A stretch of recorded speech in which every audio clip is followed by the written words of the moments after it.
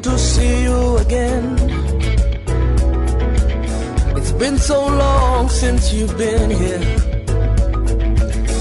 You had me thinking. Be with us on today's broadcast on Unity 93.3 FM and of course Unity TV. Today is Thursday the 14th of September 2023 and it's lovely this morning. And so Beatrice Adamuiji is my name. I'm in the studio not alone. I have my own brother, an in-house analyst and political scientist. I'm talking about Mr. Shaibu Doro. Is in the studio. Shaibu, good morning this lovely Thursday morning. Yeah, thank you, Colby. Thank you, listener and viewer. Thank you very much for staying tuned. We look forward to, as I would always say, an interesting interface. As usual, you're welcome. Oh, thank you. We look forward to having an interesting interface, but that is not without you. And so we beg that you stay tuned and do enjoy the program as we roll it up for your listening pleasure. Yes, as we do, the first segment is newspaper review, and we begin just with that this morning. There is no any alter to it. And so we begin by just looking at issues around. Maybe we start with Vanguard this morning. Okay. Yes, Mr. Shabu. As the judge pleases. As the judge pleases. You're the judge, yes. So. Are you serious? I am. Of course I am. Well, justice would be very, very cheap if you make me the judge. Well, the judge, as far as this program is concerned. As far as this program is concerned. It's not a law court, actually. Right. I know the last time I checked, you were not a lawyer, you were a broadcaster. So yeah.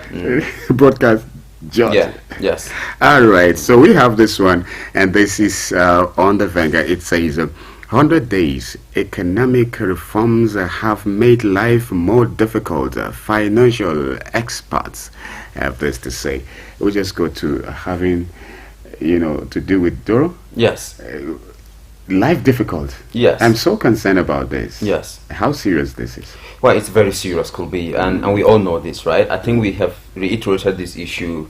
I think there's virtually no day we don't get to say something around these issues. That is because it's our reality, and we can actually not run away from it. This is the issue, and unless there is eventually, a turnaround in the whole situation, we will not stop talking about it. The Association of Capital Academics of Nigeria, ACMAN, actually made this revelation yesterday during, interactive session. During an interactive session it had, with newsmen, and some stakeholders. This is the issue. I mean to say that life, has become difficult for Nigerians as a result of certain, economic decisions, of the present government. I think it's just repeating. Or stating the obvious, because it's something that we already know. Yes. This is the issue. Now, of course, we can't say that there must be no economic reforms. Something has to be done to reposition, the economy and put it on the path of growth and development. And yeah, we do know and appreciate the fact that so doing will normally come with certain, adverse consequences, right? It will normally come with certain, challenges here and there, which we have to cope with and all of that. But at the same time, it also doesn't make sense to, subject citizens to, avoidable hardships, all in the name of economic reforms. There are things that citizens can tolerate, but too much of everything, is always bad, isn't it? And I think at this point, it is no exaggeration, right? Yes. If we say that Nigerians, are actually suffering as a result of some of these economic measures and all of that. And then what is ACMAN talking about? ACMAN is talking about, first of all, the decision to remove subsidy, and then of course the decision to, harmonize exchange rates, of the dollar and all of that, which, like we said, could be commendable. You understand? If only, there could be, or if only there were, some, mitigative or mitigating measures, right, or palliative measures, on the part of the government and all of that. It is understandable that the subsidy regime before now was actually very, very corrupt, because a few personages were, taking advantage of the subsidy policy to, attract certain, benefits to themselves and all of that, at the expense of the millions of Nigerians and all of that. That is appreciable, and all of that. And of course, the exchange rates too. Right, it's a good thing that the government has decided to ensure that there is, a balance or a harmony, in the exchange rates of, naira to dollar, and all of that. But at the same time, a removal of subsidy and, a harmonization of the exchange rate have both, brought untold hardships on Nigerians, to say the least. First of all, I mean, the problems occasioned by subsidy removal, something we don't even need to repeat here, because we have spoken about it again and again and again, right? Inflation, has skyrocketed. I think it's about 2.79%, now, as against what obtained maybe a month ago, and all of that. This is the issue. Unemployment is about 35%. Right, this is the issue, and then even the issue of exchange rates. I think the dollar, the value of the naira has further, plummeted. It has further, weakened as a result of the attempt to, harmonize exchange rates and things like that. Because, I think as far as reports are concerned, the exchange rate of a dollar now to a naira in the black market is around 800 plus something. This is the issue. And so these are danger signs, aren't they? As somebody will say, they are red flags. They are warning signs that, the economy is not healthy. And if something is not done to fix it, Nigerians might just be in, for, much more economic problems, and all of that. We don't actually pray to, to see that. But again, you see, Colby, I think what needs to be done is to ensure that, we've been talking about palliatives. Yes, but and we're still talking about it. Yeah, government has, made available 5 billion naira, to states to cushion the effect of, subsidy removal and all of that. But it seems to have made very little difference, because even here in Plateau State, I mean, what did we even see? This is the issue. I doubt if there's anyone who would boldly say he or she has received palliative. I mean, where I'm coming from, Douala Street, I can't tell you. I don't know one person who can claim to have, received a palliative and all of that. There are reports that, as usual or expectedly, the distribution process, of the palliatives might have been hijacked, by some political or partisan considerations and things like that. And don't forget that, given the cankerworm of corruption and things like that, there could be some state executives who might want to take advantage of the intervention to maybe divert certain benefits to themselves and things like, these are some of the issues.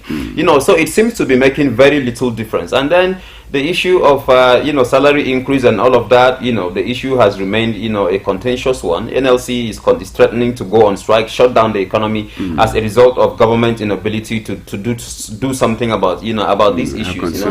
It's a whole lot of it's a very serious situation. But you see, it could be like we have always said, like we've always said, whatever you are doing to reposition the economy, I think there are systemic or structural issues or internal issues that need to be addressed first, to facilitate whatever you want to do to reposition the economy, and all of that. You can't be talking about, I mean, no matter how much you want to remove, or no matter how many times you want to remove subsidy, and no matter what you do to harmonize exchange rates and all of that, as long as the problem of corruption is not tackled, as long as financial profligacy or wasted or extravagance is not tackled, as long as as something is not done to make the economy, export oriented as against import oriented, and all of that, we will continue to suffer. These are the issues. Actually, you're saying corruption is actually the main thing to deal with. First of all, it's in the center. If you ask me, it's the chief progenitor of some of the issues we're actually struggling with. Billions of dollars have continued to go down the drain, courtesy of corrupt tendencies, among people who have been put in charge of the country's bureaucracy and all of that, it doesn't actually make sense. If you continue to lose money, if monies continue to leak or go down the drain in the manner in which it's happening in Nigeria, no amount of economic reform will actually, reverse the situation. Okay. Number one. Number two, even the issue of, profligacy, wastage, or, extravagance, right? We have said this again and again. You cannot, government or public officials or political office holders don't even want to entertain this idea or suggestion, of a downward review, of their bloated, remunerations, which has continued to, constitute, a drain on national, income and things like that. There's something should be done to reduce. You understand? You're paying lawmakers, we don't want to mention that here because the lawmakers will always deny it. But I think it's common knowledge. It's in the public domain. Everyone knows that Nigerian politicians are the most expensive, courtesy of the obscene amounts they are paid in the name of salaries, allowances, and things like that. If something is not done to check that, even the World Bank recently has actually said that if developing countries don't do something to sort of minimize spending, they're going to continue to be in trouble. This is the issue. And then not just that, the economy is outward looking rather than inward looking. In other words, we actually have become a consumption based economy rather than a production based economy. In other words, we actually consume more than we actually produce. What do we even produce, by the way? A country that actually, even the oil that we claim to have, we produce oil because we've got a quantity of it, as a natural, gift and all of that. But refining process. What about the refinement? How much do we pay to refine? And talking about refinement, could be. Thank you for the reminder.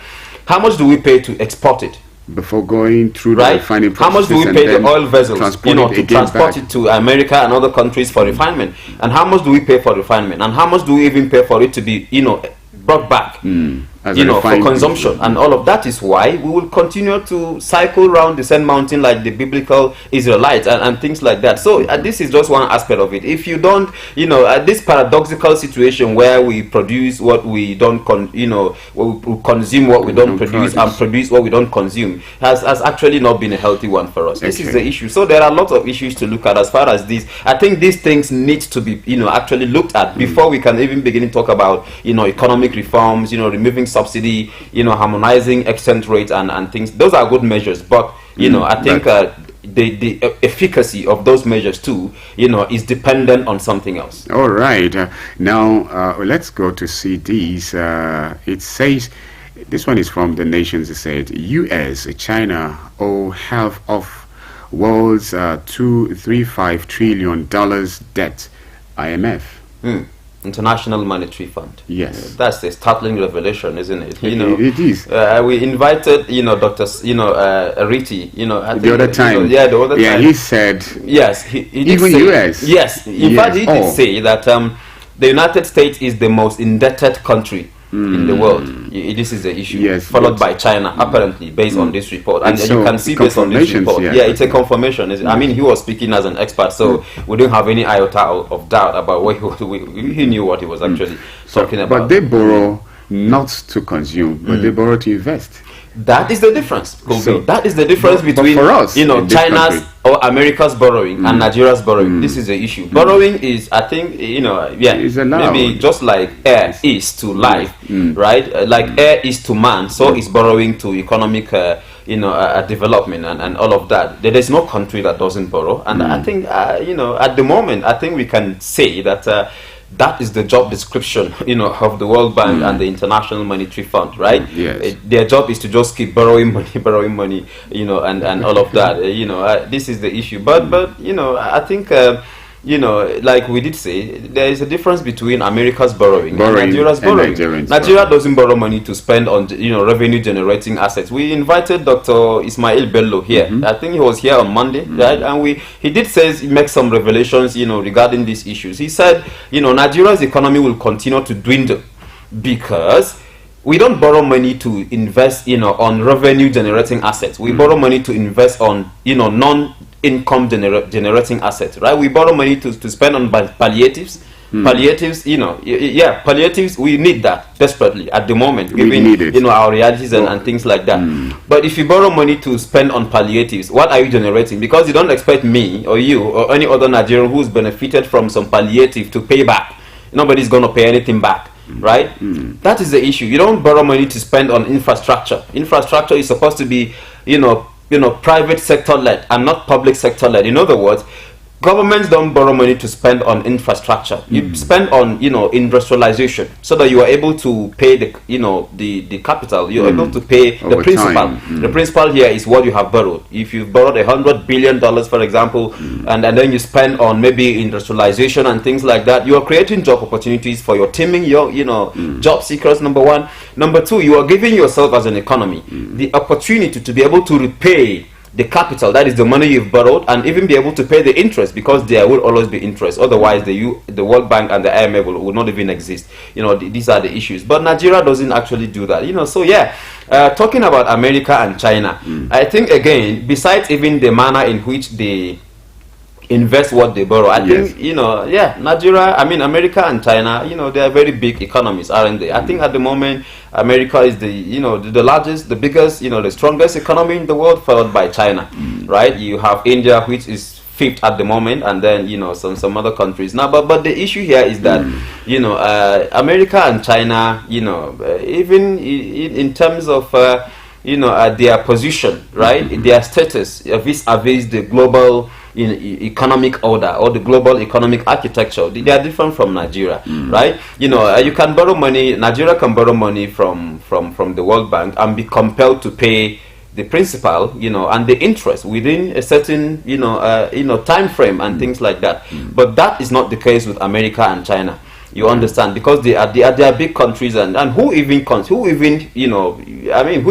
formed the World Bank and the IMF in the first place? It was America, isn't it? That's why they are called the Bretton Woods institutions, right? Because they were actually, the decision to form or establish these institutions, was actually conceived, I think in the 1940s in Bretton Woods in the United States and all of that. So literally, you can say could be that America practically owns the World Bank and the IMF, so they can borrow as much as they want to, and nobody raises any eyebrows, because they know how, they know the strings to know pull, the workings, and all of that. So that is the issue. But of course, I think that after this revelation, right, the World Bank, the IMF actually advised low-income countries to find ways to diversify income, in order to be able to free up their borrowing space and things like that. Nigeria, for example, at the moment, I think owes about 90 trillion, right? And I don't know how Nigeria is going to be able to repay that money. And of course, the World Bank and IMF's borrowing limit is 40%. In other words, you can't borrow more than 40% of money from the World Bank and the IMF. And at the moment, I think, with about 90 trillion naira as debt, as foreign debt and all of that, I think our borrowing space, is virtually exhausted. This is the issue. And so what that means is that if Nigeria goes back to borrow money now, it might not even be considered eligible.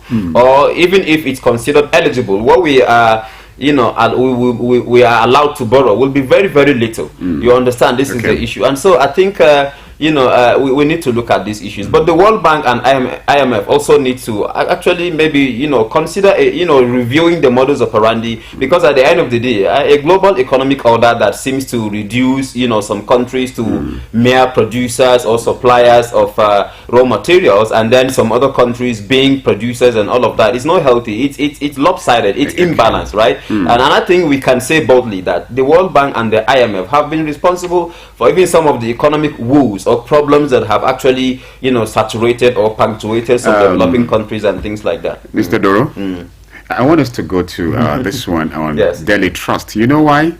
Because I feel like I may be going to Kano anytime soon. And the last time I checked, you had a stint in Kano, didn't you? I think you spent a few years in Kano. Yes, of course. I've been. So you might be aware of some of the developments. Yes, of course. I have this one on Daily Trust. It says Kano government justifies 854 million for mass weddings as palliatives. Wow. Don't you think we need to get... are we relocating to Kano so we can benefit from this? Why not? But unfortunately, both of you are, hooked up, aren't we? Oh, my. Anyway, so how do you see this? This is a form of palliative. Yeah, well, that's what the government says. Right? They say it's a form of palliative. Yeah. And I think that could be, on a serious note, if you look at the...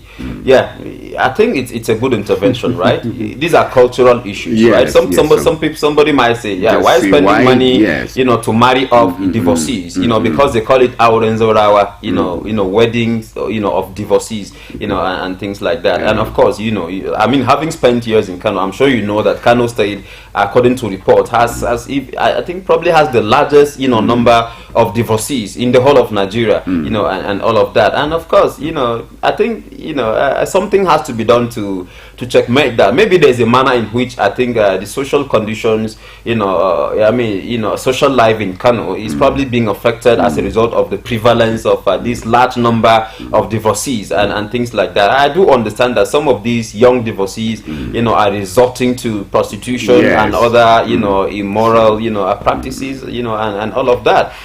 So it might just be, a timely intervention on the part of the Kano State government. Now, according to Sheikh Aminu Daurawa, who is the commander of the, Hisba group, the government will be spending 854 million naira, on about 1,800 couples, both men and women, who have indicated interest, in benefiting, from this intervention and all of that. And the money will be spent on, first of all, bride price, and then maybe it's wedding materials, what the HAUSA person calls lepe, and then maybe I think 20,000 naira each, for the couples, as take off capital, you understand, to enable them start some small scale businesses after wedding, and things like. I think that's a good one, isn't it? And all of that, and it's a brainchild of former governor, Rabi Musa Konkoso, which of course has been resuscitated or revived, by the, of course, immediate past governor Abdullahi Ganduje suspended, the policy. But of course, Abba Kabir Yusuf, being a protege of Rabi Konkoso, decided to bring back the policy, and I think Kano needs that, it needs that desperately. But having said that, could be just to round up, because I can see you're signaling me, just to round up on this, I think it's a good thing that this is being done, right? Because according to the government, there are thousands of families that can't even afford to, because it's not just divorcees that are benefiting. There are even young girls who are also benefiting from the policy. Young girls from vulnerable families that can't afford the charges incidental to wedding arrangements, and things like that. It's a good one, right? And that is, I think, why the government says it's a sort of palliative. Yeah, if I have, two grown-up daughters, who are marriageable or have attained marriageable age, and maybe, economically or financially, I don't have the wherewithal to be able to, support wedding arrangements and things like that, and government decides to wade in by way of, giving some, stipends to support that. I think it's a good one, isn't it? But at the same time, I think, the fact that people can just get divorced, right? Because I think we need to talk about this issue of divorce. Why does Kano have the highest rate of divorce in Nigeria? Why is that the case? I think it's something we need to look at, right? And I think government is not likely to continue to spend money on remarrying that might introduce some deliberate. This is the issue, and so it's a good thing that this is being done. But on other hand, I think it poses a moral challenge on I think the people of not just Kano State but northern Nigeria, or let's say Nigeria as a whole, although we could be a bit emphatic on northern Nigeria, because northern Nigeria has the highest rate of divorce or divorcees. Why is that the situation? I know religiously it's permissible where there are situations that are insurmountable, and all of that, but I think this issue of divorce has been abused. This whole issue of divorce in northern Nigeria has been abused. You get married today and then a month later you are divorced. What's the problem? Right? I think this is something that needs to look at and to be looked at, and so I think that while government does this, I think maybe the Hisba needs to find a way to actually ensure that something is done about the fluid or unstable nature of marriages, especially in Kano State. This is the issue, because you can't just keep divorcing women indiscriminately simply because you feel that at the end of the day government is going to bring money to to help you remarry and some of those issues. Doro, thank you very much. Yes, it's 8:30 and we'll go on a break as usual. Oh, thank you very much. Yes, it's a our viewer and our listener, thank you so much for still being there. It's 8:30. We'll go on a break. When we come back, the discussion continue. Stay tuned. Thank you. Mr. Politician, it's good to see you again. It's been so long since you've been here. You had me thinking you were dead. How's your taxpayer mansion? How was your... I was the head boy in my primary school, senior prefect and best graduating student in my secondary school, but drug abuse almost ruined my life. I was on an average of 2 grams of cocaine per day. I was taking 8 ampoules of pentazosine daily. European shisha, cocaine. I became a user, a dealer, and a gangster. I saw other users drowning. I knew I didn't want to be like them, but I was already trapped. My family disowned me. My employment was terminated. I sold my car, sold my house. I'll go out well-dressed and return shoeless, shirtless in exchange for drugs. I was seeing things that were not real, and I once stabbed myself because I felt something crawling under my skin. I contacted NDLEA and started therapy. I spent 3 months in therapy. I spent 8 months. It's easy to relapse, but your mind has to be stronger than the cravings. Drugs does not love you. You are not the one using drugs. Drugs are the one using you. Say no to drug abuse.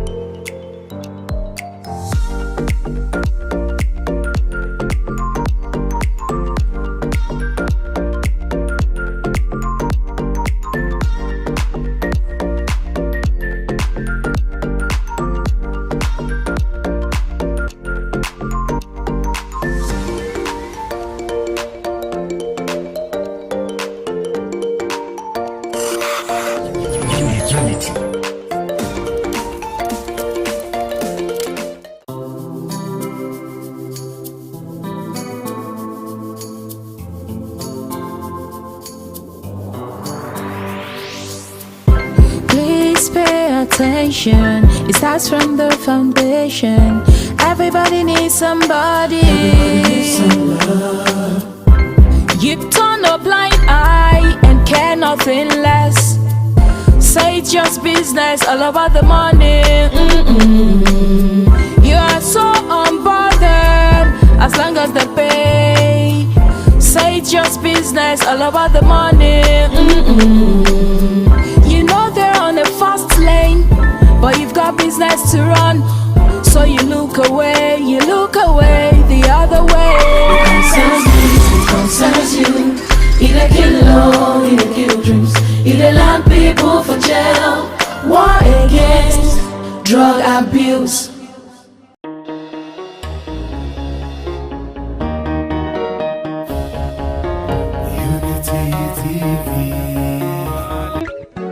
Mr. Politician, it's good to see you again. It's been so long since you've been. Thank you so much for still staying tuned to Unity 93.3 FM, and of course Unity TV. Patrice Adamuizi remains my name, and I have been in the studio even from the very segment of Unity Trend this morning with an in-house analyst, a political scientist, and talking about Mr. Shaibu Duro. He's still in the studio. If you don't mind, I'll let Shaibu to say another good morning to you, our listener and our viewer. Shaibu? Yeah, thank you, Kobe. Good morning, viewer and listener. Thank you for staying there. Yes, of course. The saying which has been for many years is still the same today. Okay, health is wealth, they say, and today we can still say the same thing, though it's very expensive to become a health practitioner, but it is lucrative in the end. Maybe that is why we're beginning to have people who are not qualified to be just kings to want to have the lucrative aspects of health is wealth. We'll be discussing issues related to, update on kidney harvest allegation in Jos, and we are expecting our guests in the studio. But before they come in, why don't we get to look at the issues of Kano State, where lots of people will be settled, in order to have marriage union there. And so, Shaibu, yes, you were talking about the need to look at the other side of it, instead of just, sponsoring this, do I say weddings now, and then not looking at the cost of why we have lots of divorces and all that. Yes, yes. So how do we? Yeah, well, I was trying to say could be that on one hand it's a positive step, right? Yes. It's a good thing that government has decided to. And it's commendable. So it's commendable. But and to say that it's a sort of palliative is also not a wrong description, is it? It's not a wrong description, because if you're supporting vulnerable families that probably are not economically buoyant enough to be able to support a wedding preparations and things like that, it's not a bad idea, right? It's a kind gesture on the part of the government, but my problem is the divorcee aspect of it, right? Like I did say, Kano State is one state that is said to have the highest rates of divorce or divorcees in northern Nigeria, and I think that should be a cause for concern, shouldn't it? It should be a cause for concern, because why is that the case? A marriage is supposed to be a lifetime commitment, isn't it? Yes. It should be a lifetime commitment, but probably as a recognition, otherwise. Yes, as a recognition of the unpredictable nature of human beings and what have you. Islam actually, permits, a divorce, where, between couple, where there is, a situation, that is seemingly insurmountable. This is the issue. If you have a husband who, is abusive, who is not respectful, who is not faithful, and all of that, and you try all possible means to, you do everything possible to bring him back to track, and it's not working. Sometimes you could be compelled to consider an exit, and all of that, and vice versa. This is the issue. But even where divorce is being contemplated, I think again, Islam. We can talk about Islam now, because of course I'm a Muslim, and of course Kano is a predominantly a Muslim state, and I think, like I did say, the decision to intervene in this situation, to marry off thousands of divorcees, I think it's a strictly religious issue, isn't it? That is why it is being supervised by the Hizbah, which is itself is a religious establishment and things like that. This is the issue.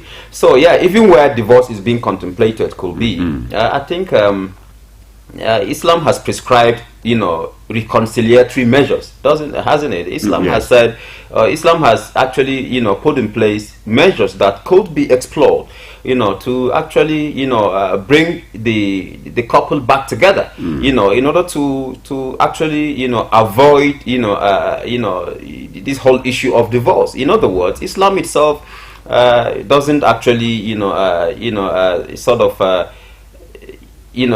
Islam itself actually permits divorce only as a last result, between a couple, and all of that. But I can see, and like I did say earlier, it appears, Muslims in northern Nigeria, as probably in other parts of the country, fairly, don't seem to even appreciate, some of these teachings that surround, this whole issue of divorce, marriages and things like that. If your wife, upsets you as a result of maybe a certain misdemeanor or something of that nature, you don't just say, you go back home, you're divorced. You don't do that. Islam says no.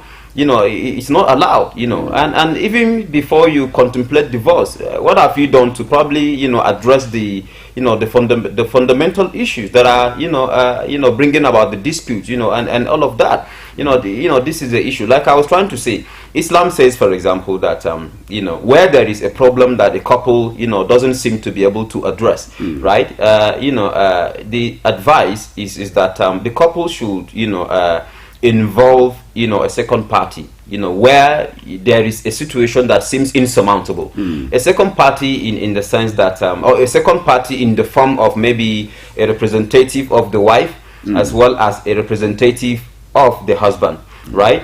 And there's some wisdom behind that. The wisdom is that, the parents of both couple, might have had similar challenges in the past in the course of, their own marital or matrimonial relationships, and so, they are, cognitively, more experienced, and therefore, in a position to probably be able to offer advice, and things like that. Islam says do that, right? Don't just go ahead and say, hey, you are divorced. You don't do that. So they come in and then try to interrogate the issue and see what's been the problem, what is behind the dispute, why is it seemingly impossible for the two for the couple to be able to live harmoniously, and things like. And then they offer suggestion, right? Okay, you have done this and that, it's not right, you need to make amends. You have done this and that, it's not right, you need to make amends, and all of these issues. And even where a divorce has taken place could be, Islam says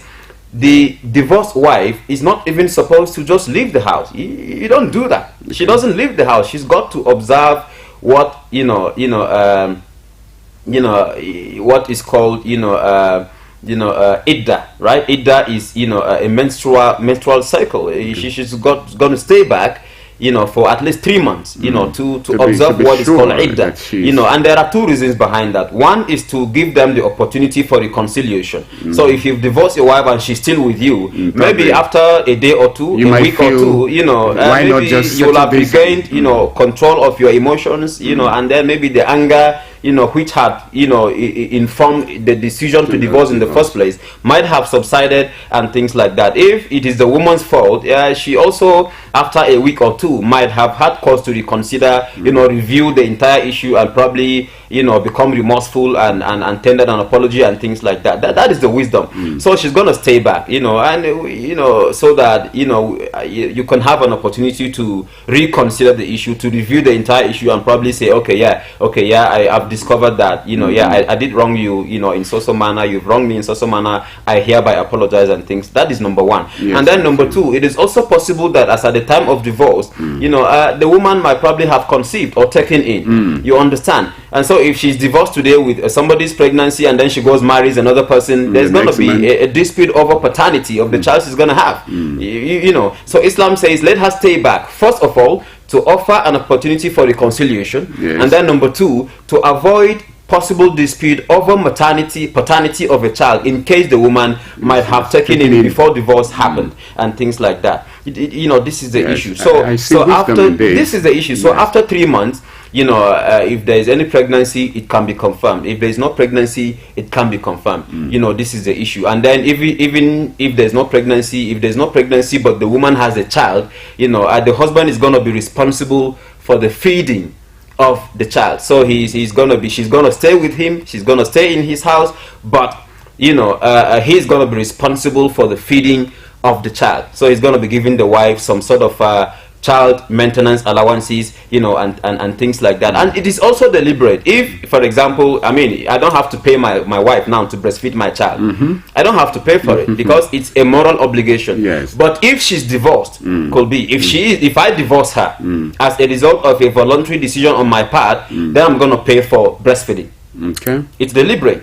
So that Islam imposes on you a sort of a moral, obstacle. So you don't just resort to the... Yeah, beautiful. The idea is to make divorce very, very expensive, very, very unattractive. Because if I look around and see that, okay, yeah, maybe I don't have a lot of money, and then if I divorce my wife, I'm gonna have to start paying for breastfeeding and things like that. Maybe I could decide to say, okay, yeah, instead of embarking on this expensive venture of paying my wife, let me just do away with the issue. Let me just forget the issue and think, this is the issue. But today, especially in northern Nigeria, could be you see divorces happening indiscriminately, without recourse to even the religious teachings that characterize, and I think that is exactly the situation with Kano State and other states in northern Nigeria. There's no prejudice against. I'm a Muslim, a northerner. I can't possibly have anything against northerners and things like that. But I'm saying that something has to be done about this issue of divorce, because even according to the Hizbah, it is breeding lots of social challenges. Many young girls that are sexually active, in fact, there are young girls who stayed in marriages for not more than 2 weeks. They got divorced, right? A woman that is 18, 20 years old is divorced. She's sexually active, and you want her to spend the next 3-4 years without a husband, and you think she's going to be able to remain, chaste, during that period. It's not possible. That is why a lot of them eventually decide to resort to prostitution and things like that. And whether we like it or not, as we speak, Kano State today is home and host to a lot of young women who have decided to become commercial sex hawkers. This is the issue. And it's all courtesy of the indiscriminate and careless practice of divorce in northern Nigeria. And like I did say, the situation is not peculiar to northern Nigeria, but it seems more pronounced here. According to some reports, I think about 30%, of some people in River State, a community in River State also suffers from this issue of divorce, and things. So it's a global phenomenon. Everywhere in the world, it happens, right? But we are Nigerians, we are northerners, and we are actually talking about something that has to do with us directly. This is the issue. So it's commendable to remarry or to marry off divorcees. But henceforth, maybe the Hizbah, as well as the Kano State government, by extension, needs to look at this issue of, careless practice of divorce. Because you can't keep spending 800 million naira, to marry off divorcees and things like that. Like I did say, it's commendable, but it is also like encouraging divorce, right? Because in some way, a woman could say, well, even if he divorces me, the government is going to sponsor, another wedding for me. So, I don't have to watch my demeanor, and things like that. It could make women careless. It could make husbands careless, and begin to treat marriage, with kids' glove or laxity, and things like that. So I think these issues actually need to be looked at. Oh, that's very true. Now, still, why don't we just, before our guest finally comes in and then settle, we look at the issue of, it has to do with ASU, parents protest as more varsities hike fees. Now, this is an issue. We have this one right under our news here, our prestigious University of Jos, for yesterday, and even the issue yesterday too. I remember on this platform, we... the PPRO was here just so to talk a little about how the issue should be tackled from the side of the students union as well. And so this thing is becoming a whole problem because yesterday Prof made it clear that a country's development is highly dependent on the level of education. And so when you have a situation that is threatening, the education, then you are likely to begin to have the future blink already, like in the words of Prof yesterday. So this issue too is one issue I would want you to, let's see how we can just talk around it, and then probably maybe you place a call. Well, I don't know, could be, if I wish I was in position to do that. Why not? You are. Okay, yeah, maybe we'll do that after the program. You know, I think we should take a cue, first of all, from the Kano State government. All indigenous students in BUK, you know, have, I think, their school fees, you know, their school fees for, is it this semester? I don't know how the system works there, you know, but I'm aware that the Kano State government has earmarked about 700 million, you know, to actually, you know, offset, you know, school fees for all indigenous, you know, Kanonians, you know, who are studying in Bayreuth University, Kano. I also understand that school fees, you know, for Kano, I mean, for state-owned, you know, higher institutions in Kano, you know, has actually been, you know, slashed down, but, you know, to, I think, I mean, has been slashed by 50%, you know, or thereabout. You know, I think we need to take a cue. Maybe, you know, other state governments, you know, need to follow suit, you know, and be able to do something to palliate, you know, the economic hardships that people are going through. Now, back to the issue, you know, of school, hike in school fees. Yes. Like Professor Bameyi did say, you know, yesterday, you know, the universities are constrained. They are at crossroads. If they don't, you know, increase school fees, you know, they are going to be in trouble, because they may end up not being able to address, you know, some, you know, internal, you know, issues, you know, and all of that, infrastructure, you understand, and all of that. You know, and then if they decide to increase school fees, they will be, you know, increasing, or, you know, adding to the hardships or the difficulties that people are already going through, you know, courtesy of certain, you know, decisions by government, you know, and all of that. But then again, what is the way out? You know, I think universities are constrained. You know, there's a compelling necessity to just do something, because on the part of the government apparently doesn't seem willing to. In fact, the Nigerian government is not even serious about the issue of education. That is to be fair. Is this because, you know, most of our politicians and those who have it, you know, can at any moment have their children school abroad? Well, if a senator takes home 30 million, and then, you know, that is, you know, in addition to certain, you know, undeserved and unnecessary emoluments and allowances and all of that, why not? They can send their children to the best schools in the world, and within the blink of an eye, you know, they don't, you know, they can do that. But the problem is, you don't create a system that is elite based, right? You don't create a system that is discriminatory against, you know, the masses. It is unfair, it is unreligious, it is inhuman to actually do that. You know, this is the issue. And so, yeah, they can actually, you know, afford that, because after all, they are insulated from the economic problems we're going through, you know, and all of that. But Nigeria doesn't belong to the 5 or 10% rich people, you know, who are part of the citizenry. It belongs to, I think, everyone, doesn't it? It belongs to all of us, regardless of our, you know, social conditions, economic status, you know, and political connections, you know, and all of these issues. And so I think that if you're making policies, you've got to make policies that are populist, that are masses driven, right? You don't make policies that are elite based, you know, and things like that. Now back to the crux of the discussion. You know, if we must actually address this issue of, you know, hike in school fees and all of that, I think that government, you know, must see what it can do to sort of increase, you know, budgetary allocation for education. This is the issue. I think, according to statistics, at the moment, what goes, you know, to education, you know, budget-wise, is just 8%, a paltry 8% of, you know, annual budget, and that is grossly inadequate. The United Nations says, for any nation to make a pathway education-wise, it should be able to commit at least 26% of its annual budget, you know, into education. This is the issue. But is that what we have? That is why Professor Bameyi was saying yesterday that the budgetary allocation for Oxford University is more than the budgetary allocations for all universities in Nigeria. This is the issue. And aren't we supposed to be ashamed, could be, that Nigerians are now, you know, crossing borders to go to Ghana, to go to Kenya, to go to Niger to study? You know, this is the issue. What stops Nigeria from industrializing education? You know, in the 80s, gone were those days, of course, when we used to have Ghanaians and nationals of other countries coming to Nigeria to study, you know, and thereby, you know, contributing, to the country's income, you know, and all of that.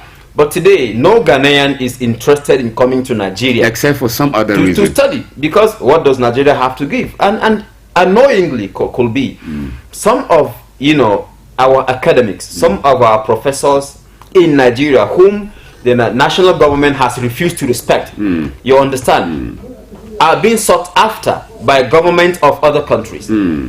Yes. Professor Bameyi told us yesterday that he lectured somewhere in the United States, somewhere in, I think in Rwanda or Kenya, one of these African countries. And if he had wanted, he could have stayed there and continue to earn more money. But he's back for good, you know, out of patriotism and things like that. But the government is making that difficult. Oh, I think we need to take another look at this issue. Thank you very much, Doro, for taking right all through the first segment, even it's a pleasure. Yes, my pleasure. Oh, thank you very much, our viewer and our listener. At this moment, we take a short break. We'll be right back. I beg you stay tuned. Thank you.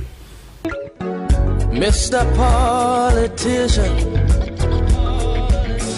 it's good to see you again. It's been so long since you've been here. You had me thinking you were dead. How's your taxpayer mansion? How was your...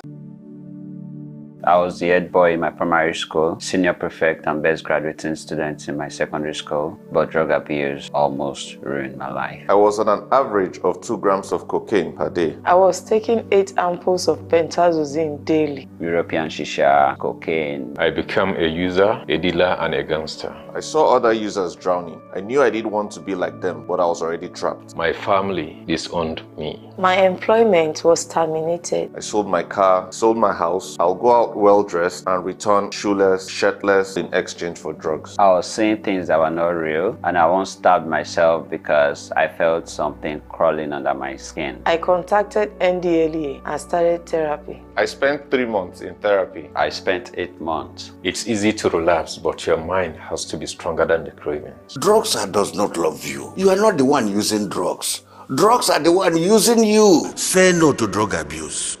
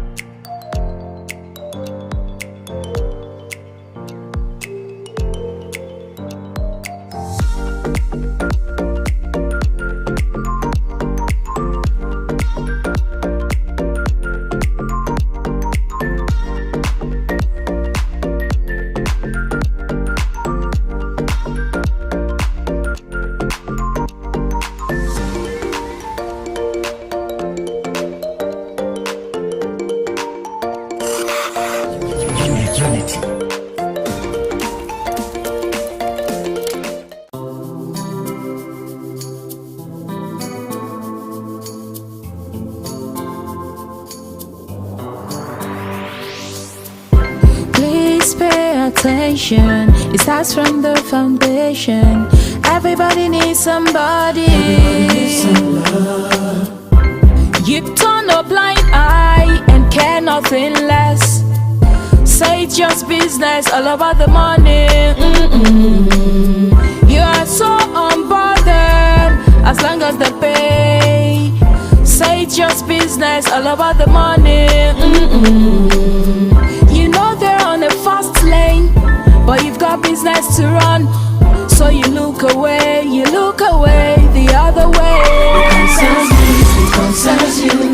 It a kill love, it a kill dreams. It dey land people for jail. War against drug abuse.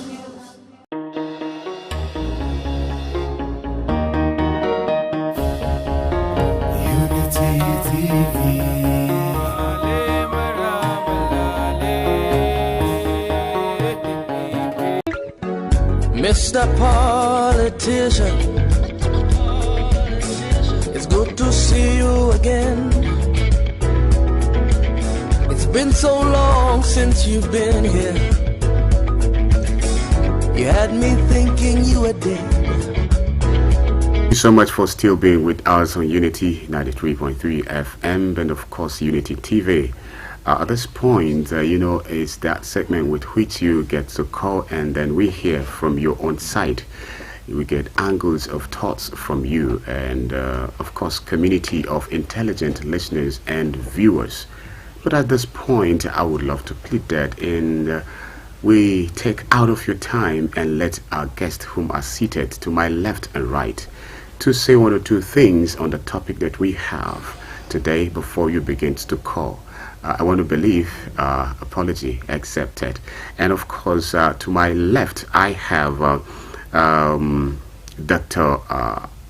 Bapegand William Audu. He is the chairman NMA Plateau State. He is seated to my left. Good morning, sir. Thank you for having me on the show. Thank you very much. And again, in the studio this morning, I have DSP Alfred Alabo, a police public relation officer, Plateau State chapter. Sir, good morning. Good morning. Thank you for having me. Thank you very much. Very quickly, they are not August guests in September.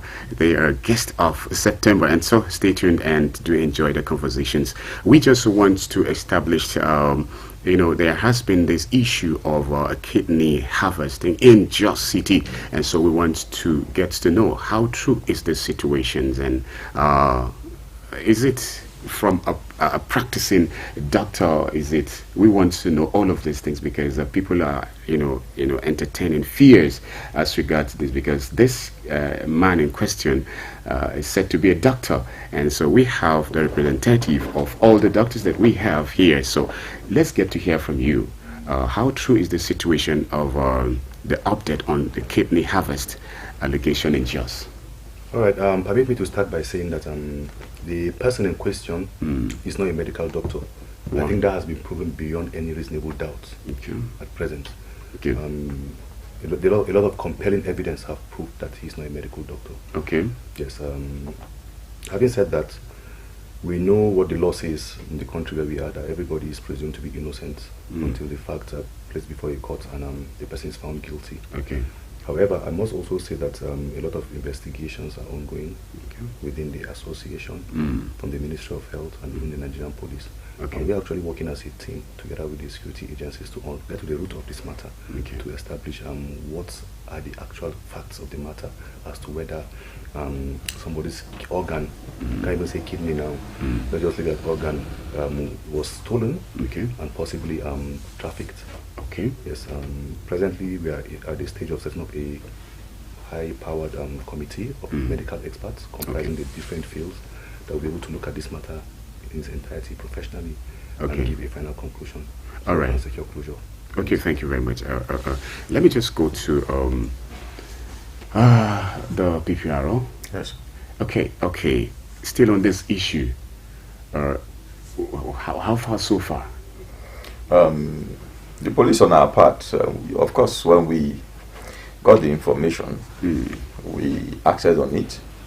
Our divisional police officer in Nasarawa Gombe immediately, personally, went into action and got the suspect arrested, and the investigation commenced. Of course, during the process, we found out, like you hear Dr. Audu just said, that he was not a medical doctor, but I think our law allows you to own a hospital. But if you are not a professional, you are not supposed to be part of what the professionals are doing. And from investigation, he has been doing that, and in collaboration with other of Dr. Audu's members who are supposed to go there to do their job. But like we said, the committee that he talked about, the high power committee of medical experts, our doctor will be part of it, the police doctor will be part of it, and we are going to come out with a report concerning the subject in question, that is the harvesting or call it theft of somebody's part and possibly trafficking of that part. But it is the medical expert who will tell us that part. We have discovered some other things that are ethically wrong and also legally wrong. Okay. That will be prosecuted properly in court. Okay. But as for this one, we are waiting for the medical experts. When they come up with their report, we'll add it to what we have, and immediately the case will be charged to court. Okay, sir, was there any arrest made towards this? Yes, arrests have been made, like I told you. The Dr. Noah Kekere, or Mr. Noah Kekere, sorry. He is not a doctor. The NMA chairman has confirmed that. Yes. And, but he is fondly called Dr. Noah Kekere, but it's Mr. Noah Kekere actually. Okay. He's in custody, and he's doing fine. Okay. There was a time he had a mental issue, Okay. and we took him to the hospital. He was treated, Okay. and he's back to the state CID, Okay. and the investigation continues. Okay, thank you very much. I'm still talking security in this issue. Okay, Mr. Kekere, asked to now address him. Now, he has been operating from a certain community. Now, how is that the reactions of the people in that community towards this arrest so far? Do you know anything about that? We got information. Some people would be glad if the operations there is fake or is not proper legally, and some other persons whom probably he has been nice to will not like the idea. But what we are saying here is that what is wrong is wrong. You know, when you do something that is wrong, it is wrong, and when the law calls what you are doing wrong, it stands to be wrong. So there is nothing you can do about it. For those people who are sympathizing with him, I will say you are standing on the side of wrong. No matter how good a wrong is, it is wrong. It is wrong. It is wrong. Okay. So that is where we stand, and we as the police, we will always stand by the side of the law. Okay. And the law is right. Okay. Yeah. Well, thank you very much. Now back to you, Doctor. Now, what does it take for one to be, allowed to operate in such? Okay, Mr. Kekere has been operating. That's right. Okay, yes, as a doctor, according to him. Yes. Now, do you have a standard with which one has to pass through before becoming a doctor to operate in a place like he, was having? Now, let me use this avenue to also clarify some issues that also come up that attendant to this issue at hand. First and foremost, the Nigerian Medical Association is not a regulatory organization. Okay. We are an association of doctors that have come together to further the interests of the association and also to help the nation have a robust and efficient healthcare delivery system. Okay. The association has tried its best to overcome this issue of quackery over a while now. Okay. In short, when I got into office last year, one of the first committees I set was Committee on Medical Ethics and Anti-Quackery. Okay. Also set up a Committee on Health Facility Monitoring and Inspection. Okay. Yes. So I want you to speak louder. Louder. Okay. So now, this was in response to reports we have been getting. I was PRO before I became secretary. Oh, wow. Chairman. So I knew what was going on. Even in my own local government from Kanam, there were issues like this that led to the death of one of my relatives. Okay. So, for you to become a doctor is very simple.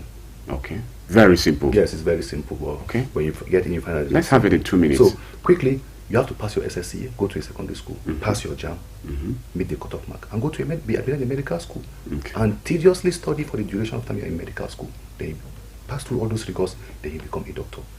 After becoming a doctor, the Medical Dental Council of Nigeria will have to license you to practice. And even when you're given a permanent license, you're supposed to renew your license annually for you to be able to practice. Clearly, in this case, all these conditions were not met. The person never attended any medical school. The person was never inducted as a medical doctor. The person doesn't ensure that the hospital this hospital, from investigation, it was initially a dispensary somewhere in Lantern North. Eventually, it was sold to him. He got one doctor to now, he uses doctor's documents. We're trying to regularize to investigate to find out if that doctor actually exists. When you live in a country where anything goes, it could be that they look for the doctor that was already dead, or they look for a non-existent doctor and went and created a folio number for him at the MDCN for him to now be using to run the hospital. Coincidentally, he shares his son in one of the suspects, but he's not that same person. So, if you want to practice medicine, go to medical school and be a doctor. Whether you're operating a laboratory and you're treating patients, it is wrong. Okay. You're operating a pharmacy. We've received a lot of reports. We've had calls to write some professional organizations, some media outlets on the plateau to restrain their members from going beyond the confines of their professional expertise. Okay. If you know you are a particular subset of a health worker, stick to what you're supposed to do. If you're a lab technician, you don't have a right to even carry out an investigation on a patient without a doctor's request. Okay. But they go ahead, carry out some tests, even tests that are worthless to the patient. Patient will pay. They will not institute treatment there. Even in pharmacies, we've seen patients being given intravenous drugs, being admitted. Those things are wrong. And I'm also using avenue. Yes, everybody has a right to where he or she will go and seek care. Okay. But please, if you want qualitative care, go to the hospital. Okay. Stop cutting corners. You are doing more damage to your own health and your own future than what it presently is. Now we live in a state where we don't audit deaths in Nigeria. Whenever people die in mass, we don't go to check what is killing these people. So if there is a good reporting system and there are good regulatory checks, we wouldn't have all this problem. And if the public too is not demanding for some of these sharp practices, the quantity and the enormity of this problem will reduce drastically. So to solve it, everybody must come on board. Okay. So, Doctor, it seems quackery issue on the plateau has been an issue even before the eventual, Mr. Kekere's case. Yes. All right. I think at this point, if you don't mind, I will just put on the studio line so that we get to hear what our viewer and listener would have to set in for us. If you want to be a part of it, our studio line remains 070-3235-3315. That is the studio line to join us on today's edition of Unity Train.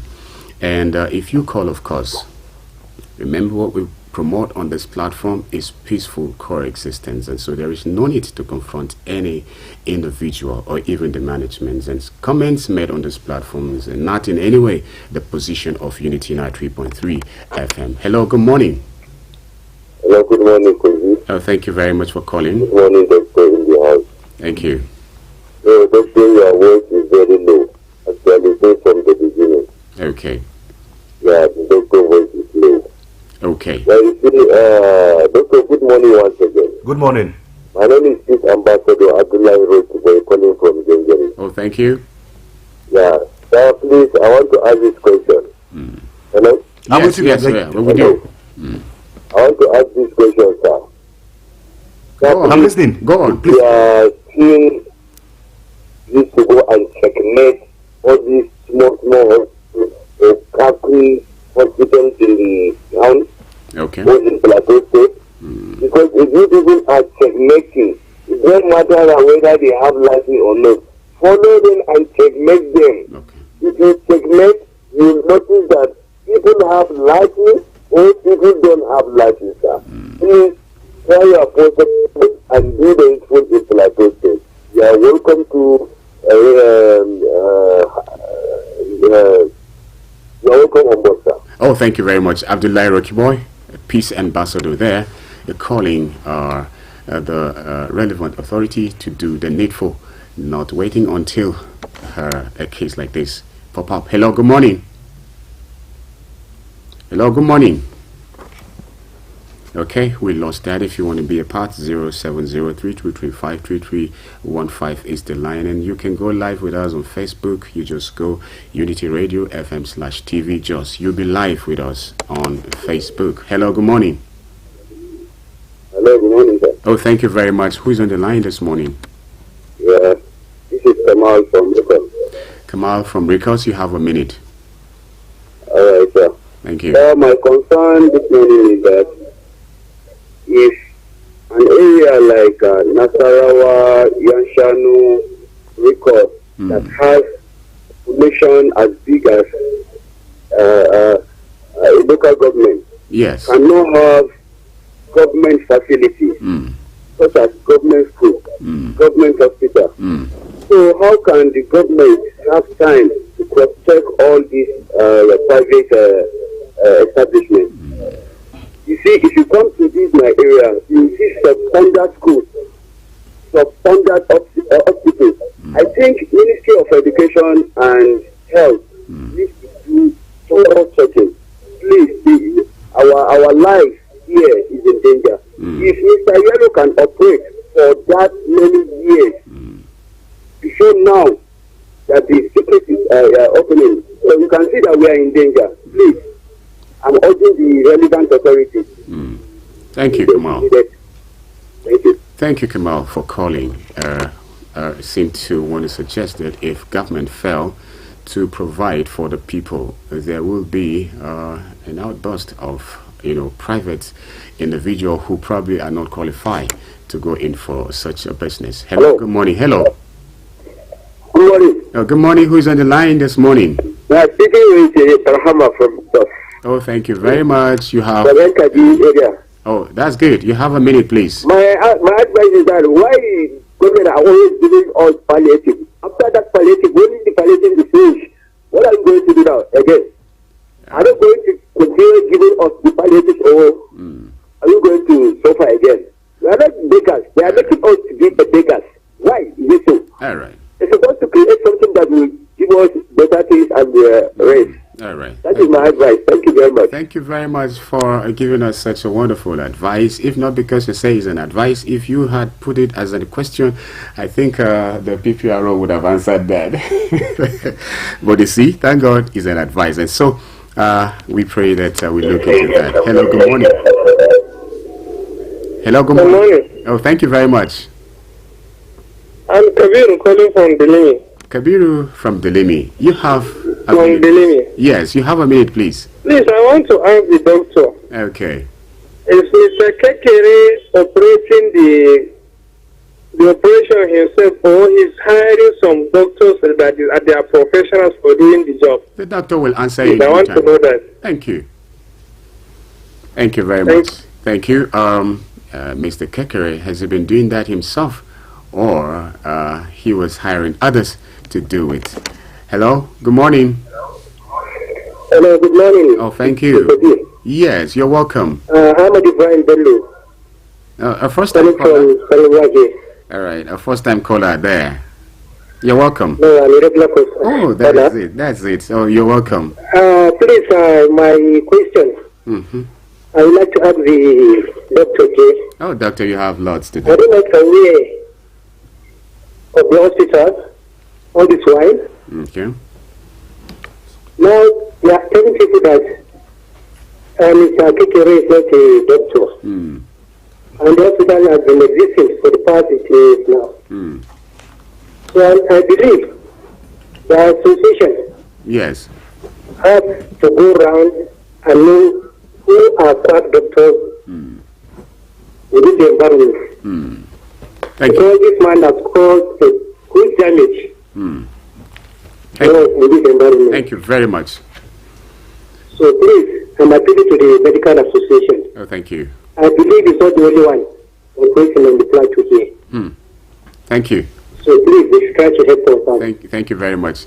I think we'll just maybe take 1 or 2 more calls, and then we let the PPRO and of course the doctor who apparently has more than enough questions to answer. Hello, good morning. Good morning, thank you. Good morning, doctor in the house. Thank you. My name is Nahudu, calling from Terminus. Mr. Barnabas Kingsley, I guess. Yes, God bless you, my brother. I want to ask the guest a question. So that I should know where you stand. 2 guests in the studio. My question goes to this. The doctor. All right. Why is he operating people? Is it only him? What of the nurses that they are operating? Or does he hire a doctor to come operate? That's number 1. Okay. Number two question is, what of the doctors that are working in Jute? When you go to Jute, they will now direct you to their own private hospital. What about that? That's my question. This man. Thank you very much. Doctor, we'll just let you begin to answer these questions because we have just 6 minutes to be out of here. Okay. So you would have to speak. Abdullah Rocky Boy said your voice was a bit down, so let's hear you. All right. Thank you very much for your questions. Now, quickly, let me say that, as I did mention at the beginning, the Nigerian Medical Association is not a regulatory body. Okay. We can only go on lobbying and advocacy. Okay. To ask government and the relevant authorities to do the needful. Okay. And on this matter, while I was secretary of the association, we wrote a letter to the government of Plateau State. Okay, on this matter? On this particular matter? Not Kekere. No. On okay, the issue of quackery. Proliferation of quacks across the state. All right. Now, it may interest the public to know that the state has not had a health monitoring team for over 8 years now. This state? Yes. Whose responsibility should that be? It's the government that should form that committee, and you have ministry officials, that's Ministry of Health officials, okay, law enforcement agents, and medical experts on that committee that will go around to validate these hospitals wherever they are across the entire central local government areas. Oh, I see. That would have arrested these issues that we are having ago. Long ago.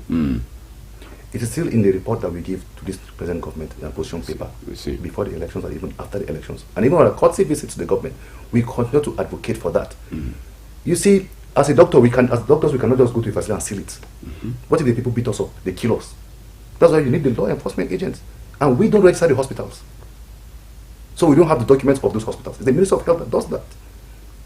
Now, as to whether Mr. Kekere does surgeries alone or with doctors, I think, first and foremost, the illegal actions that he engages on are numerous. The nefarious activities are numerous. Okay. Number one, why will he be even consulting patients? Why will he be writing on patients' folder? Why will he be participating in surgery? Whether he brings a doctor or not is immaterial to the substance of discussion now, because he's an impersonator, he's a charlatan. Okay. And that's the first issue. As to the second part of the question, yes, he brings some doctors to come and work for him. Okay. Currently, some of our members are under detention alongside him. But it's a case of I was there, I was not there, so it's back and forth. But the substance of the matter will be unraveled very soon. And I do assure you that we on our own, we don't joke with this kind of issues. We have a state disciplinary committee. We'll do the needful. If there's need for them to be recommended to the Medical Dental Council of Nigeria or license to be suspended, that will be effective too. Now, so I think basically that is it. And then for people, if you please, we are going to we run programs on air, NMA, and we continue to advise people that if you have this kind of reports of doctors engaging in professional misconduct, unethical practice, report to us. Okay. Report to us. Okay. Okay, someone, he mentioned, one of our last callers says, okay, what about doctors who are, maybe he made mention of youth. Yes. Okay, now referring you from youth to their own private hospital. So how about that? Is it also ethical? No, it's not ethical. You see, human behavior is a spectrum.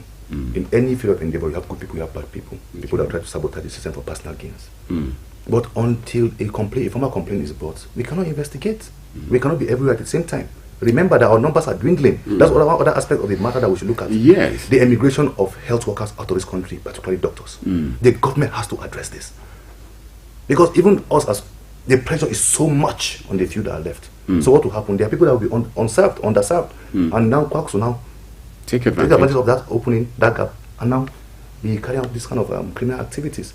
So government has to come up with a policy to keep their health workforce. We continue to talk, the thing is just talk. The government should wake up to our responsibility. And then quickly, one of the things that we have been advocating under my leadership is for the local governments to wake up. Local government? Yes, the local government administration have not been actually doing much for healthcare. How many PHCs have doctors?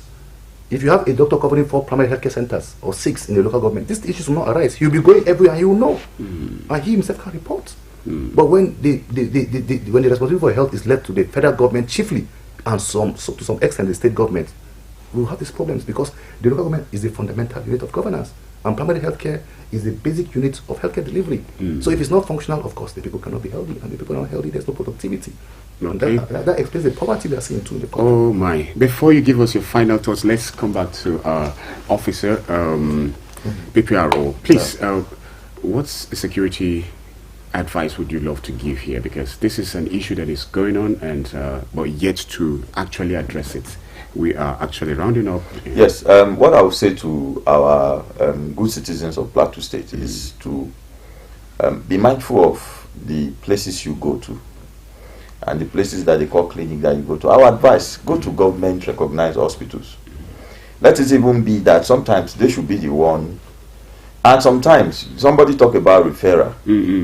They might refer you to some hospitals, maybe sometimes because they have certain facilities that may take care of your problem. Yes. That whether you like it or not, some of our government hospitals don't have it. So it's not like most times. I'm not saying that is not there. You know, that kind of professional misconduct is there sometimes, but most times they send you to places where you can be maybe access some tests or some treatment and like that. So I'm not holding back for those people who are committing professional misconduct. But I'm saying to our citizens, please patronize the government hospitals. Even though you want to patronize a private hospital, patronize known private hospitals. It will help us a lot. And report any form of quackery when you see them. When you see. If you attend most of these hospitals, you will notice one or two things that are not right. Okay, when you say report any form of quackery that you see, how do one get to inform that? No, it is true that not all of us are informed to recognize one when we see them. We are not medical persons, yes, but I, being a professional as a police officer, I can go to a place and notice that one or two things is not right, because I have the privilege of relating with doctors on my daily functions, and I can still call them and ask, I saw something today in the hospital, is this right? Is this supposed to be so? So if these questions keep going on and the conversation keeps coming up, I think people will start getting educated, and the government will start paying attention to this particular, and the government is paying attention to this. I can tell you, I got a call from the Attorney General of Plateau State from the beginning of this case. So the government pays attention to what we are doing, and they are very interested. I think on the side of the enemy, they know how to meet with the doctor and with the government through the Ministry of Health, and they will do their own thing and get us involved. And the police is ever ready to be part of whatever committee that the government will set up to come against quackery big time. Okay, police is ever ready. So what will be your final word? Okay, my final word generally is that until everybody in this country has access to qualitative healthcare that he or she will not incur financial risk from, will continue to have these problems. Okay. And we are telling the government, instead of all this palliative, look at health as a form of sustainable palliative. Give everybody health insurance. Because the reason why people go to those hospitals is because they don't have money to go and pay at those, because most often times. But if everybody is health insured, you can choose any facility to go to. Issue of funds is no longer a concern. Because most of these charlatans, they pretend that, okay, I'm going to help you. Yes. The amount is supposed to be this in the government hospital, but I'll do it at this rate for you. So of course everybody wants to cut losses. So please, health insurance is the way to go for this country. All right. Oh, thank you very much. I wish we have all of the time, but at this point, I would love to appreciate Dr. Williams Audu. Thank you so much. And again, to my right, DSP Alfred Alabo, Police Public Relations Officer, Plateau State Command. Thank you very much, sir. You're welcome. We look forward to having both of you on and on issues as we may have them on. And on this note, our viewer and, of course, our listener, we have come to the end of today's edition of Unity Trend. But I beg that you stay tuned for other programs on Unity 93.3 FM. From me, Beatrice Adamuizi, Kubi, I say bye-bye. Mr. Politician, it's good to see you again. It's been so long since you've been here. You had me thinking you were dead. How's your taxpayer mansion? How was your... I was the head boy in my primary school, senior prefect and best graduating student in my secondary school, but drug abuse almost ruined my life. I was on an average of 2 grams of cocaine per day. I was taking 8 ampoules of pentazosine daily. European shisha, cocaine. I became a user, a dealer, and a gangster. I saw other users drowning. I knew I didn't want to be like them, but I was already trapped. My